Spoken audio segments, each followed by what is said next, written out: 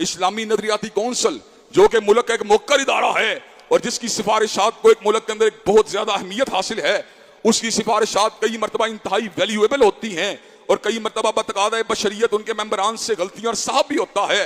हज़रात गिरामी के अंदर हालिया याम में बहुत बड़े साहब का जो है इर्तिकाब किया गया कि औरत को हज करने के लिए किसी महरम की जरूरत नहीं। हालांकि उलमाए दीन और इमाए दीन का यह मौकफ है कि जिस औरत का महरम नहीं, हकीकत में उसके ऊपर हज फर्ज ही नहीं है।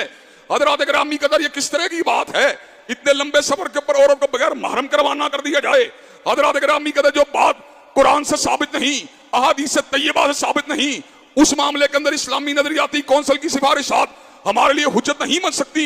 हमारे लिए हुज्जत रब का कुरान है और काली कमली वाले का फरमान है।